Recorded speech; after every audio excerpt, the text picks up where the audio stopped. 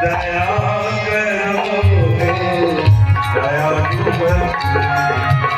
शरण में आए हम तुम्हारे दया करो दया नमः पार्वती पते हर हर महादेव। इस तरह से भगवान को भोग लगाने की विधि बताई कि भगवान को ये सब लगाना चाहिए। तो महात्माओं ने कहा महाराज अच्छा बताया आपने, और हमने ये सुना है कि भगवान को जो शिव जी को चढ़ा देता है उसको फिर लिया नहीं जाता है। तो हम सोना चांदी चढ़ा दिए, भोग चढ़ा दिए, और उनको फिर नहीं लेना है, तब तो ये सब मामला बिगड़ जाएगा। इसलिए महाराज हमने सुना है कि जो शिव जी को चढ़ जाता है वो नैवेद्य बन गया, प्रसाद बन गया, और बस शिव जी का चढ़ा हुआ तो लोग कहते हैं कि नहीं लेना चाहिए। तब फिर क्या होगा? तब तो हमने इतना कमाई की, लाया बढ़िया गहने बनवा करके शिव जी को चढ़ा दिया, और बाद में पता चला इसको पहनना ही नहीं है इसको। तब क्या होगा महाराज ये तो बताओ। ऋषियों ने पूछा अग्राह्यम शिव नैवेद्यम इति पूर्वम श्रुतम वचः ब्रूहि तन्निर्णयम बिल्वम महात्मम अपि सन्मुखे। हे महाराज पहले हमने सुन रखा है कि अग्राह्यम शिव नैवेद्यम, शिव का नैवेद्य अग्राही मानी जाती है, ग्रहण नहीं किया जाता। जो वस्तु चढ़ा दो वो नैवेद्य बन गया, प्रसाद बन गया, अब फिर उसको हम ग्रहण कैसे करेंगे? फिर बताओ आप, ये तो समस्या खड़ी हो जाएगी, लड़ाई झगड़ा होने लगे घर में। जो पुजारी उनको कहेंगे तुम्हें ही चढ़ाया है, तब क्या होगा महाराज? आप कृपा करके बता दो। शिव भक्तों ने कर दिया है, भगवान शिव ने कर दिया है, ब्रह्मा जी ने बता दिया है। कहा महाराज क्या बताया है? कहा जो भगवान को भोग लग जाता है तो शिव भक्त शुचि शुद्ध सत्वती दृढ़ निश्चय भक्षे शिव नैवेद्यम तजेद अग्राह्य भावना। जो आपने अगर ये सुन लिया है कि शिव जी की चढ़ी हुई वस्तु को अग्राह्य है, इस भावना का सदा सदा परित्याग कर दो। पहले तो कहा तुम तो प्रसाद ग्रहण करने की बात करते हो, अरे शिव जी में चढ़ा हुआ नैवेद्य फल फूल अन्न जल धन जो भी चढ़ गया सब नैवेद्य बन गया है। अगर इस चढ़े हुए वस्तु का भी कोई अगर दर्शन कर लेता है तो दृष्ट्वा अपि शिव नैवेद्यम यान्ति पापानि दूरतः। अगर उसमें चढ़े हुए वस्तु का भी प्रसाद का भी कोई दर्शन कर ले तो सारे पापों से मुक्त हो जाता है, सारे पाप उनके समाप्त हो जाते हैं। आप तो ग्रहण करने की बात करते हैं, केवल दर्शन मात्र से ही सारे पाप। अभुक्ते तु स नैवेद्य पुण्या अन्नान्ति कोटिशः। और शिव जी का नैवेद्य अगर कोई भक्षण कर लेता है तो करोड़ों गुना अधिक पुण्य की प्राप्ति हो जाती है। कहा महाराज हमने तो फिर सुना है, ये क्या बात है? किसी ने जो कहा है वही तो कुछ सोच समझ के कहा होगा। कहा देखो शिव जी का नैवेद्य जो है प्रसन्नता पूर्वक आगतम शिव नैवेद्यम गृहीत्वा शिरसा मुदा। शिव का नैवेद्य अगर मिल जाए तो सिर झुका करके प्रणाम करके उसको ग्रहण कर लेना चाहिए। भक्षणीयम प्रयत्नेन शिव स्मरण पूर्वकम। स्मरण भगवान शिव का करें और शिव का स्मरण करके उस नैवेद्य का ग्रहण कर लेना चाहिए, क्योंकि इससे सारी इच्छाओं की पूर्ति हो जाती है। कहा महाराज फिर ये बातें कहाँ से आ गई कि नहीं करना चाहिए? कहा बात ये है कि एक चंड देवता है जो शिव जी से उत्पन्न है। कहा वो जो चंड जो है वो शिव जी की रक्षा करने के लिए रहते हैं। तो वो जो चंड है वो चंड का कुछ जगह में अधिकार होता है। वो चंड के अधिकार शिव जी ने उसको दे रखा है कि ये तुम्हारा स्थान रहेगा, इसमें जो आ जाएगा वो तुम्हारे अधिकार का होगा। तो जो चंड का अधिकार है, चंडाधिकारो नो यत्र भोक्तव्यम तत् भक्तिता, जो चंड का अधिकार है उसको ग्रहण नहीं करना चाहिए। कहा महाराज तो चंड का अधिकार कहाँ रहता है कहाँ नहीं रहता है? तो हम कैसे जाने कि इसमें चंड का अधिकार आ गया है? तब भगवान शंकर ने बताया था, वो सुनो कि देखो बहुत तरह के शिवलिंग हैं। शालिग्रामोद्भवे लिंगे रसलिंगे तथा द्विजा पाषाणे राजते स्वर्णे सुर सिद्धि प्रतिष्ठिते काश्मीरे स्फटिके रत्ने ज्योतिर्लिंगेषु सर्वशः। बहुत तरह के शिवलिंग होते हैं, जिसमें शिवलिंग, रसलिंग, पाषाण लिंग, रजत लिंग, स्वर्ण से बने हुए लिंग, इस तरह से बहुत सारे लिंग हैं। पर देखो ये जो लिंग है, इन लिंगों में चंड का अधिकार नहीं होता। बाण लिंगे तथा लौहे च सिद्धे लिंगे स्वयंभू प्रतिमासु च सर्वासु न चंडो अधिकृतो भवे। ये जो शिवलिंग है इसमें चंड का कोई अधिकार नहीं होता। जो बाण लिंग है अर्थात नर्मदेश्वर है, उसमें चंड लिंग का कोई, इसलिए नर्मदेश्वर का प्रसाद खूब खाइए, कोई दिक्कत नहीं। लौह लिंग, लोहे से बना हुआ शिवलिंग है, उसमें भी चंड का कोई अधिकार नहीं। जो सिद्ध लिंग है, जिनको सिद्धों ने, साधकों ने, ऋषियों ने अपने सिद्धि के द्वारा जो प्रकट करके उसकी स्थापना की है, या सिद्धि प्राप्ति के लिए जिन्होंने शिवलिंग की स्थापना की है, जहाँ सिद्धि की प्राप्ति हो गई है, वहाँ भी चंड का कोई अधिकार नहीं है। और जो स्वयंभू लिंग है, जो स्वयं स्वयंभू लिंग है, द्वादश ज्योतिर्लिंग, वैसे और बहुत जगह स्वयंभू लिंग प्रकट हुए हैं, उनमें भी इस चंड का कोई अधिकार नहीं है। इनका फल आप ले सकते हो। जो रजत लिंग है, स्वर्ण लिंग है, इनमें भी कोई ये चंड का कोई अधिकार नहीं होता। तो महाराज इतने आप ले सकते हो। और कहीं आपके मन में ये आ जाए कि हो सकता है कहीं चंडलिंग हो, तो अगर अब मन में आशंका हो तो शालिग्राम शिलाशंगा सर्वम याति पवित्रताम, शालिग्राम भगवान से स्पर्श करा दो, और स्पर्श करा दो। अगर चंड का अधिकार भी होगा तो अधिकार भी समाप्त हो जाएंगे, और सदा सदा वो शिव प्रसाद आपका पवित्र हो जाएगा। तो इस तरह से शिव का नैवेद्य आप ग्रहण कर सकते हो। इनके चढ़ा हुआ, स्पर्श करके हुआ, ये सारे दोषों को मिटाने वाला होता है, भक्ति प्रदान करने वाला होता है, और भक्ति करके सदा सदा के लिए आपके अभिष्ट वस्तु को प्रदान करके मुक्ति प्रदान कर देगा। शिव सायुज्य को प्रदान करता है। इसलिए शिव जी के नैवेद्य को खूब प्रसाद मान करके आप शरण लगा करके खाइए। ये बात श्री सूत जी महाराज शंकादि ऋषि को सुना रहे हैं। इसीलिए खूब आप प्रसाद खाइए। इसकी चर्चा उन्होंने की है।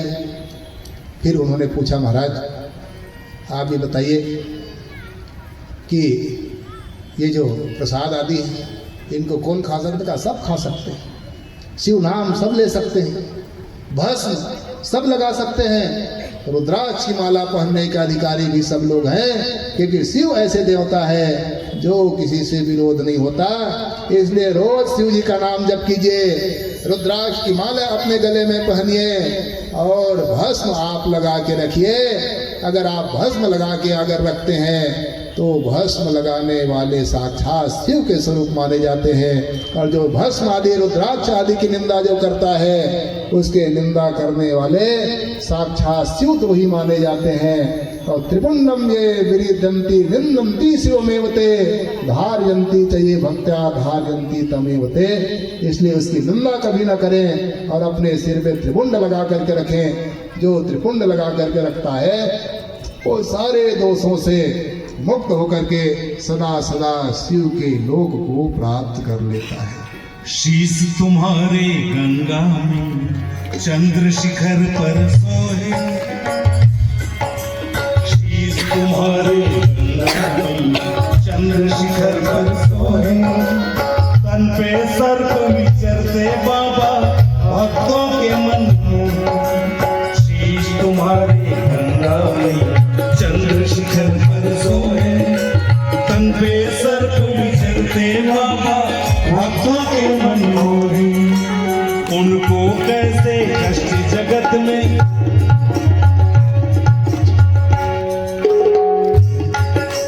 उनको कैसे कष्ट जगत में नाम तेरा जो ले। उनको कैसे कष्ट जगत में नाम तेरा जो ले। देवों के देव निराले जय बम बम भोले। जय शिव शंकर जय शिव शंकर जय शंकर भोले। जय शिव शंकर जय शिव शंकर जय शंकर भोले। हे देवों के देव निराले जय बम बम भोले। जय बम बम भोले। जय बम बम भोले। इस तरह से उनके प्रसाद आदि का। और कहा जो निरादर अगर कर देता है, अगर थोड़ा भी अगर निरादर अगर हो जाए, चाहे दुनिया का कोई हो, वो दुख भोगने से बच नहीं सकता। कहा महाराज ये कैसे आप कह सकते, कोई एक आध उदाहरण है? थोड़ा अपराध अगर हो जाए शिव जी का तो उनको दुख भोगना पड़े। कहा अरे कितने उदाहरण हैं। तो उन्होंने फिर नारद मोह की कथा सुनाई कि नारद जी से धोखे धोखे में शिव जी का अपमान हो गया। सिद्धि तो शिव जी के द्वारा मिली, पर शिव जी के प्रति ही उनके मन में कुछ भावना आ गया। नारद जी जैसे योगी तपस्वी वो भी मोह के चक्कर में पड़ करके दुखी हो गए। कहा कि इतने मोहित हो गए कि उस मोह के चक्कर में भगवान विष्णु को भी श्राप दे दिया उन्होंने, जबकि भगवान विष्णु के परम भक्त थे, परम आराधना करने वाले, नारायण नारायण के दिन रात जप करने वाले थे। पर शिव जी का थोड़ा अपराध हो गया। अब अपराध करने के परिणाम स्वरूप जिनके इष्ट भगवान नारायण स्वयं हैं वो अपने इष्ट देवता को भी श्राप देने के लिए तत्पर हो गए। ऋषियों ने पूछा महाराज ये कैसे हुआ, कृपा करके बताइए।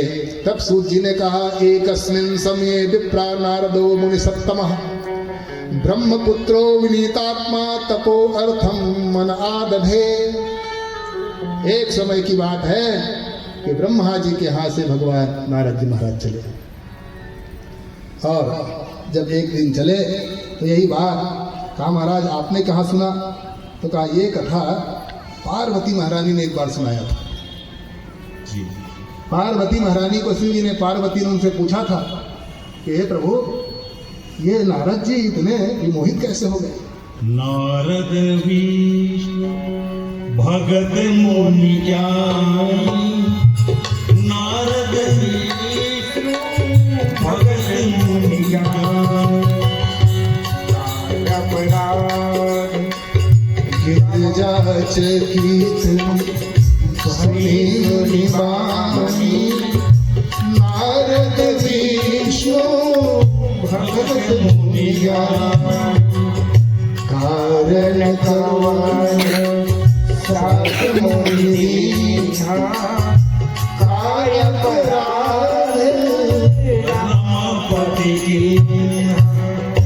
यह प्रसंग मोहि कहूँ पुरारी मुनि मन मोह आज रज भारी।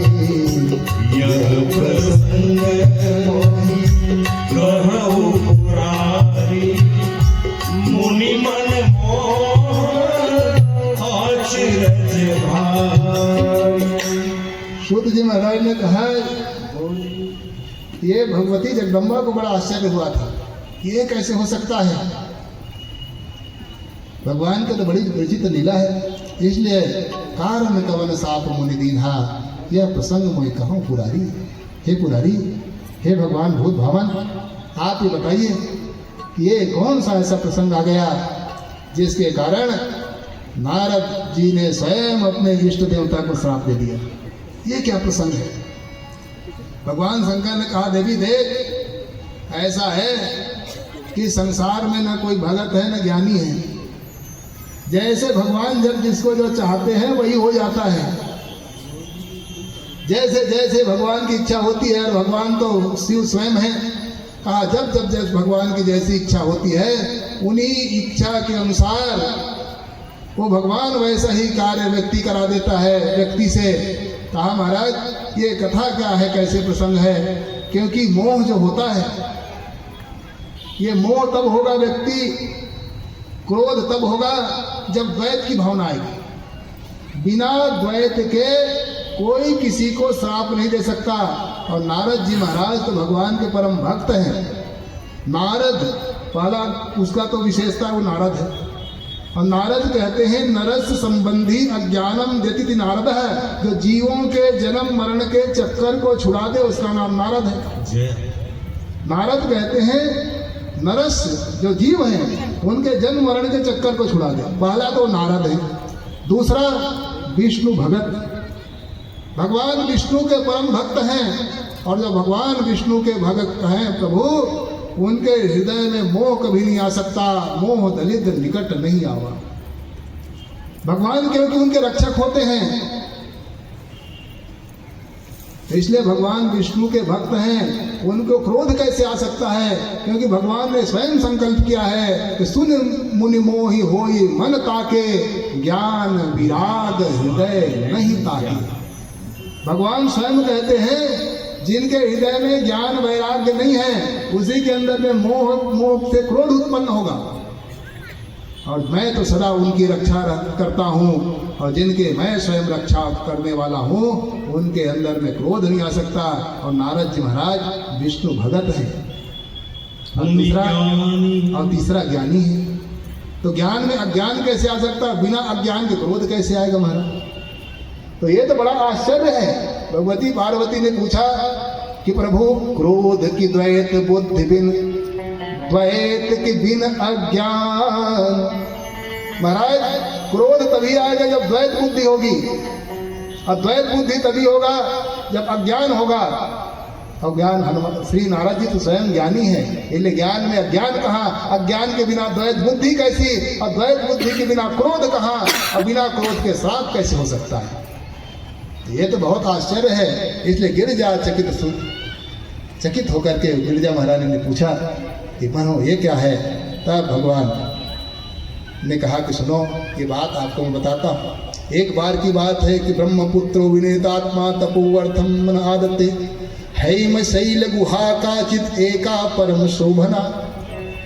सूत जी महाराज कहते हैं सनकादि ऋषि, एक बार ब्रह्मा जी के यहाँ से नारद जी महाराज चले, और नारद जी महाराज चल करके सोचा कि चलो दर्शन करते हुए आऊं, और सीधे आ गए हिमालय पर्वत पर। और हिमालय में शैल में आकर के शैल हिम शैल जो हिमालय पर्वत है उसी में एक सुंदर गुफा था। उसी गुफा के पास गुजर रहे थे, देखा कि सुंदर गुफा है, और उसी गुफा के किनारे से लगी हुई भगवती गंगा जी प्रवाहित हो रही है। क्या सुंदर गुफा को देखा क्या सुंदर गुफा है। उन पर्वतों को देखा, और पर्वतों को देख करके कहा परम शोभना, इतने सुंदर। भगवान के चिंतन करने लगे, हे प्रभु क्या इतना सुंदर आपने पर्वत बनाया है? आह, पर्वत में क्या सुंदर सुंदर वृक्ष हैं, वृक्ष में क्या पत्ते हैं, कई रंगों के पत्ते। फिर देखा कि उन पत्तों में पक्षियां चहक रही हैं, कई आवाज उनके निकल रहे हैं। कहा महाराज क्या सुंदर सुंदर रंग बिरंगे आपने पक्षियों के क्या कलरव, क्या गंगा जी की आपने शोभा, क्या आपने पर्वत, ये सारे निरख शैल सरी विपिन विभागा। तुलसीदास जी महाराज कहते हैं कि निरख शैल, जैसे पर्वत को देखा, फिर नदियों को देखा, फिर वृक्षों को देखा, पक्षियों को देखा, इनके विभागों को देखा। आहा क्या सुंदर। इस सुंदरता को देख करके इस संसार में मन नहीं गया। नारद जी की विशेषता, सुंदरता तो देख रहे हैं, पर इस सुंदरता को देख करके जो बनाने वाले हैं उनकी वो दृष्टि चली गई, और कहा प्रभु आपने क्या सुंदरता संसार बनाया है, कैसी सुंदरता है। इतना सुंदर संसार, जिसकी रचना इतनी सुंदर, वो कितना सुंदर होगा। महाराज जिनकी इतनी सुंदर रचना है, वो रचना रचयिता कितने सुंदर हो गए। इसलिए तुलसीदास जी लिखते हैं, निरखी शैल सरी विपिन विभागा, निरखी शैल सरी विपिन विभागा, भय हो रमापति पदय अनुरागा, भय हो रमापति पदय अनुरागा। देख रहे संसार को, देख रहे जगत को, और ध्यान जा रहा है जगदीश में। जगत को देख करके जगत को बनाने वाले जगदीश की दृष्टि चली गई कि आ प्रभु भयं रमापति पद अनुरागा, प्रभु क्या सुंदर आपने सृष्टि की रचना की है। और जैसे भगवान का स्मरण हुआ, भगवान के स्मरण होते ही सुमिरत हरहि श्राप गतिवादी। जैसे भगवान का सुमरन हुआ, और सुमरन होते ही नारद जी के श्राप, जो भगवान का सुमरन करते हैं, अगर कोई भी बड़ा श्राप भी है, वो श्राप की गति सदा सदा के लिए बाधित हो जाती है। जो सुमरन करता है, सुमरन करते ही मनसो वृत्ति शून्यस्य ब्रह्मकारतया स्थिति। गीता में भगवान कहते हैं, जैसे ही आप भगवान के स्मरण करोगे, उस समय भगवता काराकारित आपकी बुद्धि हो जाएगी, और ब्रह्मविद ब्रह्म ही बहुत है। ब्रह्मविद ब्रह्म के समान माने जाते हैं। श्राप तो नारद जी को था, परंतु ब्रह्म का चिंतन करने के कारण वो ब्रह्मविद हो गए, और ब्रह्मविद ब्रह्म के समान होता है, फिर संसार की सारी भान उनकी समाप्त हो जाती है। श्राप गति बाधित हो गई। जबकि नारद जी के 2 लोगों का श्राप था, एक लोगों नहीं, 2 श्राप नारद जी महाराज को लगा हुआ है। एक तो श्राप उन्हीं का भाई दक्ष ने दिया है, क्योंकि जितने उनके बच्चे थे साधु बना देते थे। जो बच्चे हुए उनको साधु बना दे, जो बच्चे आए साधु बना दे। उन्होंने कहा, अरे मूर्ख, तो हमारे बच्चे को साधु बनाता है, जाओ तुमको श्राप देते हैं कि 2 घटी से ज़्यादा एक जगह नहीं रुक पाओगे। तो उन्होंने श्राप दे दी थी। और दूसरा, एक दुर्भगा नाम की एक कन्या थी, काल की कन्या। वो दुर्भगा ने एक श्राप दिया था नारद जी को। अब वो कथा ये है कि वो जो दुर्भगा मतलब दुर्भाग्य, ये काल की बेटी है, जो हमारे जीवन में आता है ना, लोग कहते हैं दुर्भाग्य है। ये काल की कन्या है जिसका नाम है दुर्भगा। ये दुर्भगा जो थी, इनकी शादी नहीं हुई, बड़ी होती गई। और जब बड़ी हो जाती है कन्या तो माता पिता को चिंता होती है। तो जो काल को बड़ी चिंता हुई, और कोई दुर्भाग्य से शादी करने के लिए तैयार नहीं था। कौन दुर्भाग्य से शादी करेगा? तो जहाँ जहाँ रिश्ता लेकर के जाए, काल का नाम हमारी, तो तुम ही काल हो, और दूसरा तुम्हारी कन्या ये दुर्भाग्य, कौन शादी करेगा? इसलिए महाराज हम तो हाथ जोड़ते हैं। तो शादी नहीं की। जब शादी नहीं हुई तो पिताजी ने कहा, देवी तेरी शादी तो लग नहीं रही है, तू ऐसा कर, जो तेरे को पसंद आ उसी से कर ले। छूट दे दी मुझे, जो पसंद आ उससे शादी कर ले। अब वो दुर्भगा खोजने चली कि मेरे लायक कोई वर हो। तो जहाँ जाए वही भागे लोग, हमारे जीवन में ना आ जाए, हमारे जीवन में ना आ जाए। और जब वो जा रही थी तो ब्रह्मा जी के यहाँ गई। ब्रह्मा जी के यहाँ से निकल के आ रही थी, इधर से ब्रह्मा जी के यहाँ नारद जी जा रहे थे। और ऐसा मोड़ पड़ा आनंद भाई, वो ऐसा मोड़ था, अंधा मोड़, कि नारद जी नहीं देख पाए। नारद जी अपना नारायण नारायण जपते जा रहे थे, उधर से दुर्भगा आ गई। सामने आई तो देखा दुर्भगा खड़ी हुई। अब नारद जी भाग भी नहीं सकते। उन्होंने कहा, प्रणाम किया दुर्भगा ने। उन्होंने कहा, ठीक है, आशीर्वाद देवी। नारद जी चलने लगे और उन्होंने रोक लिया। कहा, महाराज एक निवेदन है। कहा, क्या निवेदन है? कहा, महाराज मेरा विवाह नहीं हो रहा है। तो साधु महात्मा है, आप जानते हैं, उपाय इसलिए बता दो। उन्होंने कहा कि मैं उपाय बताता हूँ। कहा, महाराज उपाय मैं सब कर लिए, उपाय मैंने बहुत किया है, अब ये उपाय जितने बता रहे हो काम नहीं आने वाला है, इसलिए अब तो शादी होनी चाहिए। कहा, देवी तू कहाँ निकली है? क्या वर ढूंढने के लिए? क्या कोई ढूंढा? क्या जहाँ जा जाती हूँ भाग जाता है, जहाँ जाता हूँ वो मेरे सामने कोई आता नहीं है। आज पहली बार आप आए हो। ये पहला अवसर है महाराज कि आपका दर्शन, और संयोग से आप भी अविवाहित हो, आपका विवाह नहीं हुआ है और मेरा तो हुआ ही नहीं है। इसलिए मैं ये आपसे निवेदन करना चाहती हूँ कि आपके साथ अगर मेरा विवाह हो जाता तो बड़ा अच्छा। शायद ब्रह्मा जी ने यही संयोग लिखा था, इसलिए उसी के दरवाजे में हम दोनों का भेंट हो गया। इसलिए महाराज हमारा विवाह हो जाए। अब नारद जी हक्के बक्के गुम। नारद जी ने कहा, क्या कहूँ, कहाँ जाऊँ, रास्ता भी नहीं, कहाँ भागूँ। उन्होंने कहा, देखो देवी, हमने संकल्प लिया है, भगवान को प्राप्त करने के 2 रास्ते हैं, वेदों ने बताया है। एक मार्ग देवी जो सीधे सीधे प्राप्त कराता है, और एक मार्ग गृहस्थ की ओर जा करके घूम फिर करके कराता है। वेद ने 2 रास्ते बताए हैं भगवान के प्राप्ति करने का। तो देवी मैंने ये गृहस्थ मार्ग का मैंने चयन नहीं किया है, मैंने संन्यास मार्ग को आश्रय लिया है, सीधे सीधे भगवान तक के। क्योंकि जैसे किसी शहर पहुंचने के 2 रास्ते होते हैं, किसी स्थान में पहुंचने के 2 रास्ते होते हैं, एक बाईपास मार्ग होता है और एक शहर के रास्ते से। तो बाईपास में तो ये है कि आपने बस एक गियर लगाया, सीधा बाहर, न रोक न टोक न ब्रेकर, और न कहीं लाइट, हरा लाइट जलेगा, लाल लाइट जलेगा, सीधे आप पार हो जाओगे। अब एक मार्ग ऐसे है जो मार्ग शहर के रास्ते से जाता है, उसमें कई ब्रेकर मिलेंगे, कई मोहल्ले आएंगे, जाने कितने जगह सिग्नल आपको मिलेंगे, और एक सिग्नल में फंसे तो सब सिग्नल में फंसना पड़ेगा। जो सिग्नल में फंसे होंगे शहर के, उनको पता होगा एक में अगर फंसा आपने तो ऐसा टाइमिंग फिक्स है कि दूसरे में जाके फंसना ही पड़ेगा आपको। तो इसलिए देवी ये अंदर वाला जो मार्ग है, ये मार्ग मैंने चयन नहीं किया है, इसलिए मैं विवाह नहीं कर सकता। उन्होंने कहा महाराज विवाह तो करनी पड़ेगी, मुझको कोई मिले आप ही मिले हो इसलिए करिए। नारद जी जब मना करने लगे उतने में दुर्भगा नाराज हो गई और नाराज होकर के उन्होंने श्राप दे दिया, तस्मात् लोकेषु ते मूढ़। उन्होंने कहा हे मूढ़, साधु का वेश बनाते हो और साधु का वेश बना करके विवाह नहीं करना चाहते, इसलिए जाओ आपको श्राप देते हो, एक जगह आप कभी नहीं रुक पाओगे। इसलिए गृहस्थ में नहीं रहना चाहते ना, एक जगह रुकना पड़ेगा। जाओ श्राप देती हूँ कि एक जगह कभी नहीं रह पाओगे। इस तरह से उन्होंने श्राप दे दिया था। और दूसरा दक्ष ने भी दिया था, भिक्षो मार्गम प्रदर्शिता, भिक्षु का मार्ग करते हो और साधु बनाते हो। तो ये दो श्राप नारद जी को मिली हुई है। पर जैसे भगवान का मैंने स्मरण किया, स्मरण करने से ही उनके समाधि लग गई और समाधि सहज विमन मन लागी समाधि। श्राप की गति बाधित हो जाती है अगर कोई भगवान का स्मरण कर लेता है। नारद जी की श्राप गति बाधित हो गई और ऐसा तपस्या किया कि उसी तपस्या के प्रभाव से उनको सारी सिद्धियां उनके पास आने लगी। उधर इंद्र घबराने लगा, क्योंकि जब कोई तपस्या करता है तो इंद्र घबराता है। वो सोचता है कि तपस्या करके कहीं इंद्र का आसन में रहना चाहिए। इंद्र जो बढ़ने लगते हैं ना, तो जो पद में बैठा हुआ है उनकी सांसें ऊपर नीचे होने लगती है कि ये मेरे बाद ना आ जाए, कहीं ये गड़बड़ हुआ तो ये मेरे बाद आएगा। तो इंद्र घबराने लगा। जैसे इंद्र घबराने लगा, उन्होंने सोचा कि क्या करूं, नारद की तपस्या भंग करनी चाहिए।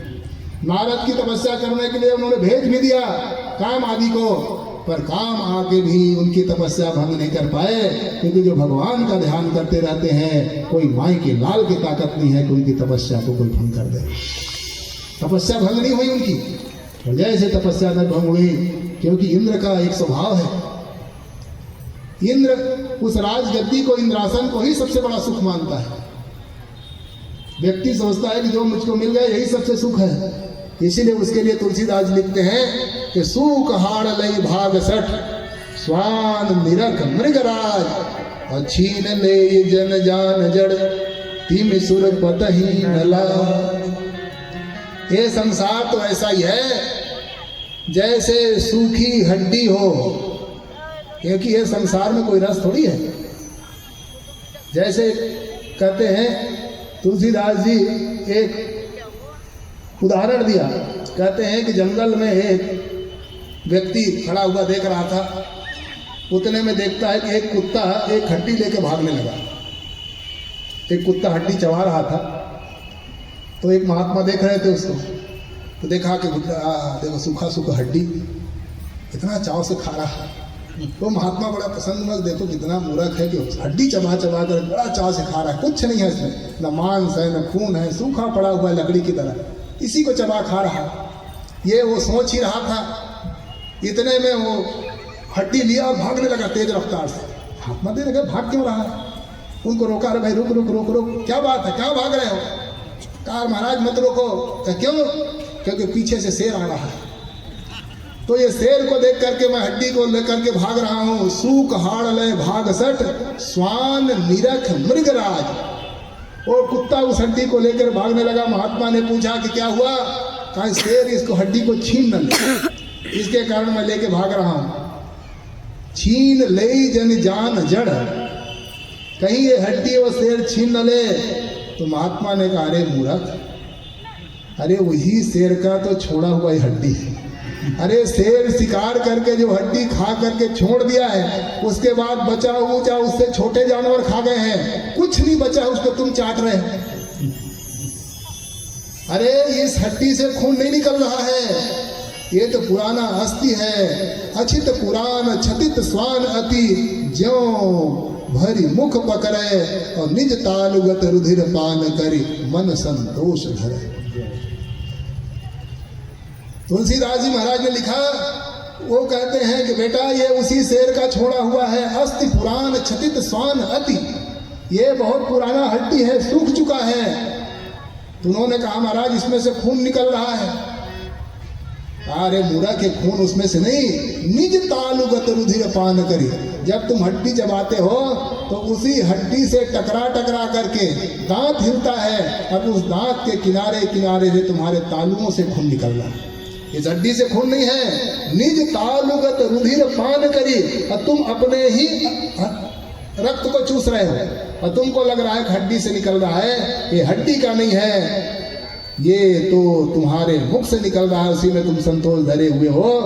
तो उन महात्मा ने उस कुत्ते को समझाया, उसी का छोड़ा हुआ हड्डी है। वैसे ही जो इंद्र है उस कुत्ते की भांति भागता है, कहीं इसको छीन न लगे, कोई तपस्वी इसको छीन न ले।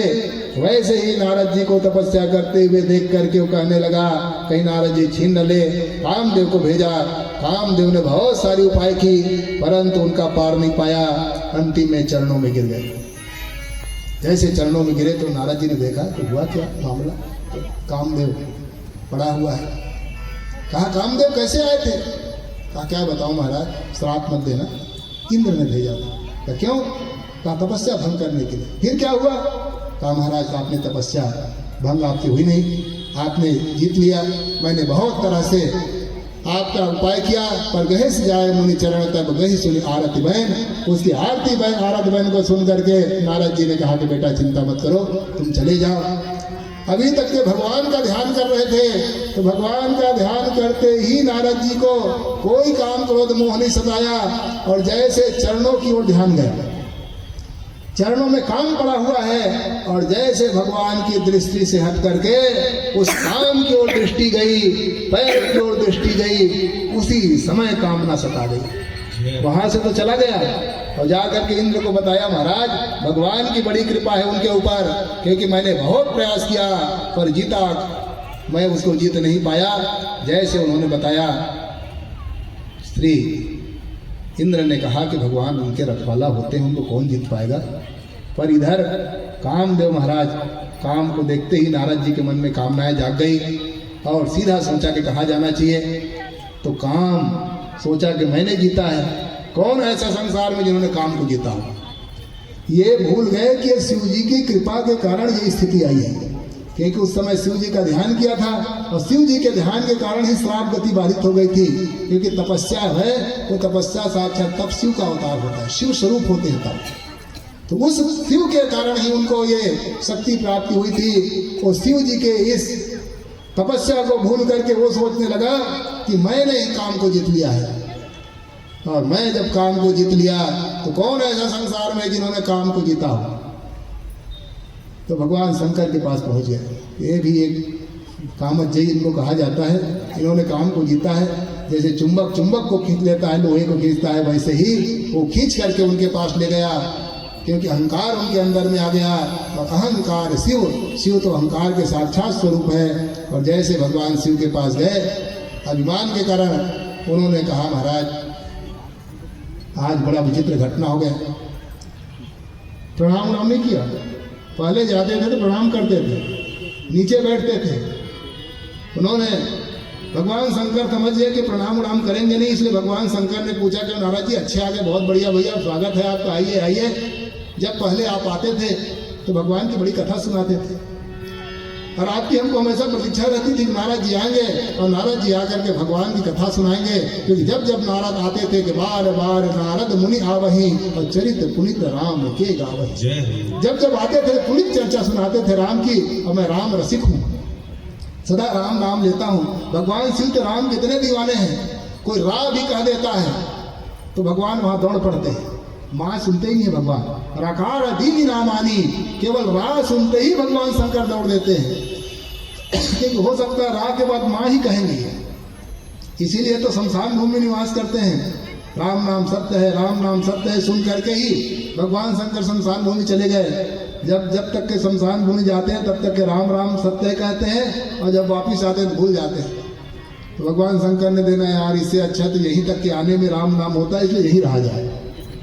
तो शमशान भूमिवासी, शमशान भूमि में रहने वाले भगवान शंकर इतने राम के दीवाने, नारद जी से कहा कि नारद जी आ गए हो तो थोड़ा राम कथा सुना दो। नारद जी ने कहा महाराज आजकल मैंने कथा बदल दी, पहले मैंने सुनाता था कि कथा पुराना हो गया है, तो वही कथा करके सुनाओ। कहा क्या सुनाते हो? का महाराज अब राम कथा नहीं, पहले सुनाता था किसी जमाने में, अब मैंने राम कथा छोड़ दी है, तब क्या सुनाते हो? तो कहा मार चरित शंकर ही सुनाए। उन्होंने मार चरित काम चरित सुनाने लगे। तो महाराज अब रामचरित नहीं, अब तो मैं काम चरित सुनाता हूँ। क्योंकि दो लोग ऐसे हैं जो संसार को घुमाते हैं। दो लोग ऐसे हैं जिनके चक्कर में संसार रहता है। एक तो है राम, सब ही नचावत राम गोसाई।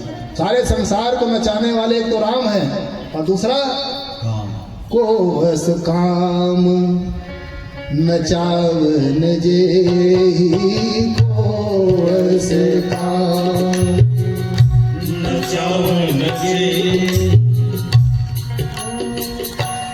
ऐसा कौन है जिसको काम न नचाता हो? दो रास्ता है, एक तो राम नचाते हैं, दूसरा काम नचाते हैं। इसलिए महाराज मैंने पहले राम नचाने वाले का साथ पकड़ा था, अब वो थोड़ा पुराना हो गया, तो अब काम जो नचाने वाला है उसका साथ पकड़ लिया हूँ। इसलिए अब राम कथा नहीं, थोड़ा काम कथा मैं सुनाता हूँ।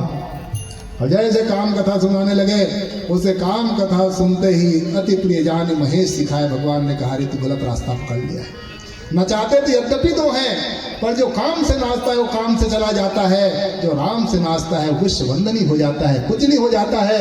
हनुमान जी जैसे नाचते जानते थे कि काम भी नचाता है, राम भी नचाते हैं, पर हनुमान जी काम से नहीं, हनुमान जी राम से नाचते थे। जो भी काम करते थे, कोई पूछता था कहाँ जा रहे हो, कहते थे मैं राम काज से जा रहा हूँ। कहाँ से आ रहे हो? राम काज करके आ रहा हूँ। एक ने कहा कि बैठ जाओ, हनुमान जी ने कहा राम काज कीन्हे बिनु मोहि कहाँ विश्राम। एक आई, कहा मैं खा जाऊंगी, हनुमान जी ने कहा कोई बात नहीं, खा लेना, राम काज कर फिर मैं आवो, सीता के प्रभु सुधी सीता को सुनावो, मैं राम जी को सीता का सुधी सुना के आता हूँ, फिर खा जाना, कोई आपत्ति नहीं। सब काम जो राज काम समझते हैं, राम का समझते हैं, वो विश्व मंदिर राम ते अधिक राम कर दासा, राम से भी अधिक पूजनी वंदनी श्री हनुमान जी हो गए, क्योंकि जो राम भगत है वो वंदनी पूजनी और अभिनंदनी हो जाते हैं।